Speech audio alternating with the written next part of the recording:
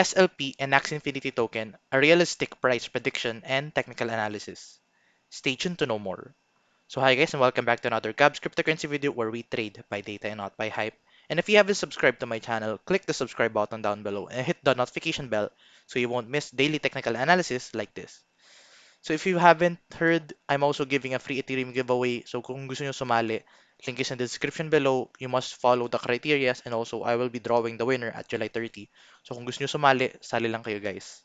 In the recent days, nakakita tayo na massive surge sa SLP and Axie Infinity token and alam ko na most of you na recent followers ko ngayon ay into SLP and Axie Infinity kasi based on my analysis sa analytics ng aking YouTube trends, nakikita ko na most of you like the content of SLP and Axie Infinity.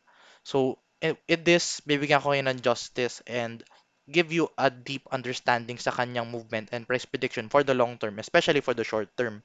So, as you all know guys, si SLP ay isang reward token for the Axie Infinity game. And yeah, ang focus talaga natin dito sa video na to is yung technical analysis itself and yung kanyang price movement. So, let's first stick to the things that you must know. And yung ating kailangan malaman is first the volatility, the dependency, and also the platform. So, let's first answer the volatility. So, as you all know guys, sa volatility, you must also know na this is crypto guys. So, alam ko marami sa inyo na bago sa crypto space. Yung mga movements na pump and dump is very normal sa crypto space. So, kung yari, makikita tayo ng 30-35% dump in one day, and at the same day, pwede natin makita na makuha ng 28% rejection. So, you may notice na makita nyo yung consistently. So, makakuha tayong 32% pump and then 20% siguro na dump. So, yeah, that's pretty normal sa crypto space. And of course, the more na mas malakas yung pump, the more na mas malakas ang ating dump. So, I guess na what you should now be knowing is crypto volatility is very normal sa ating movement kay SLP and Axie Infinity token. So next is the next question na kailangan nyo alamin is the dependency. Does this movement have any dependency? Yes, of course. So dito natin malalaman kung healthy or legitimate ang kanyang movement. So kung legit ang isang coin, kailangan meron siyang pairing with either Ethereum or Bitcoin. And fortunately, Axie Infinity and SLP has their own pairing. So, tingnan natin yung pairing niya. So for the pairing, let's check first this Axie Infinity token to Bitcoin pairing. You could see now we are seeing multiple trend lines na it follows the movement of how strong is Axie Infinity as compared to Bitcoin. So, ibig sabihin nito na kung nakita tayo ng mga major dump kay Bitcoin to the downside, this would more likely pull down the price of Axie Infinity.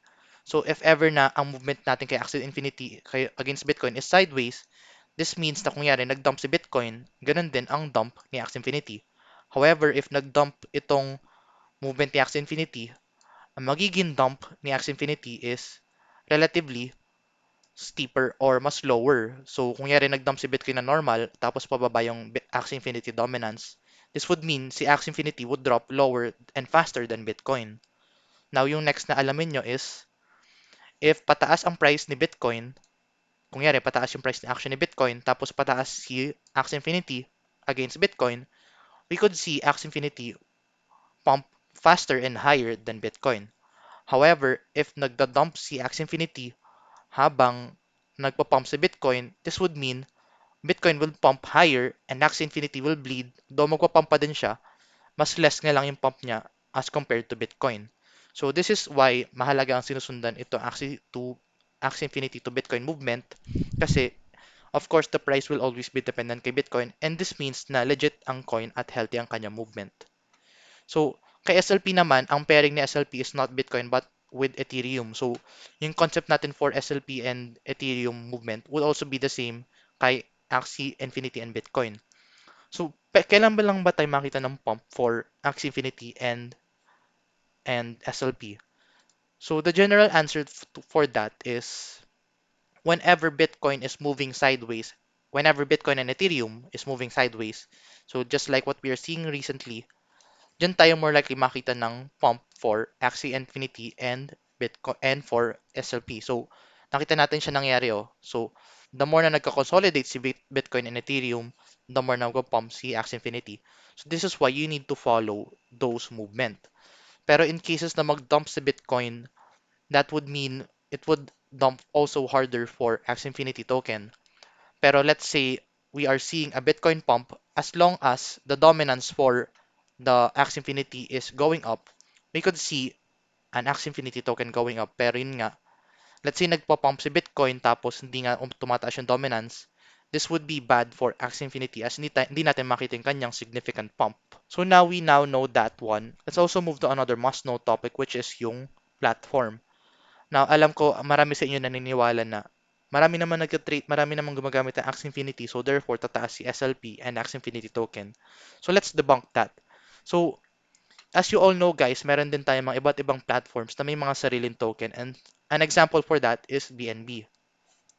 Now actually, si BNB, mas mataas ang kanyang market cap coin, and of course, mas marami ang nag-trade kay BNB as compared to Axie Infinity token. So does that mean na magta-trend palagi it higher si BNB? In fact, no. If you're going to look at this data, nakakita lang tayo ng pump for BNB whenever Bitcoin is pumping or consolidating. So let's look at this technical. So ito, si BNB, nag-pump siya higher during this Bitcoin pump. However, noong nag-consolidate si Bitcoin, which is itong mga areas na yan, yung mga gray areas na yan, that would mean na itong movement nito, doon tayo more likely makita ng possible biglang pump ni BNB. So, at first magka-consolidate siya at tapos bigla siya magpa-pump. So, we have seen that multiple times for BNB. So, ayan no, yung mga gray areas na yun, yung mga kailangan yung alamin. So, for Axie Infinity token, of course, it doesn't mean, hindi ibig sabihin naman naglalaro ng Axie Infinity means na magpa-pump siya. So, just like for BNB, it's always dependent on Bitcoin. So, tingnan mo to, nung nag-dump si BNB, marami pa naman din 'di ba gumagamit ng BNB, marami pa din gumagamit ng Binance. Pero tingnan mo, regardless, kahit maraming gumagamit, as long as Bitcoin is dumping, regardless kung may platform siya, magda-dump pa din yung price. So, what you should definitely know guys is, hindi porket na may magandang platform siya, lagi siya magpo-pump. It will always still be dependent pa din kay Bitcoin. So, same goes with SLP and Axie Infinity.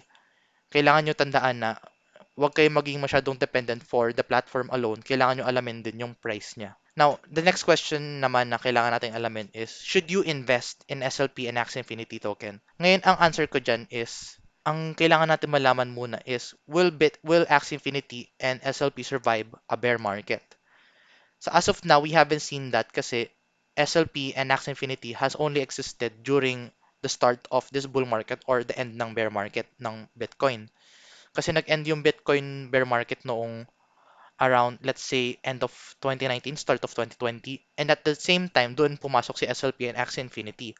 So, in that case, hindi pa natin talaga nakita si Axie Infinity and SLP pumasok sa isang bear market. So, hindi natin sure kung magsusurvive talaga siya sa isang bear market.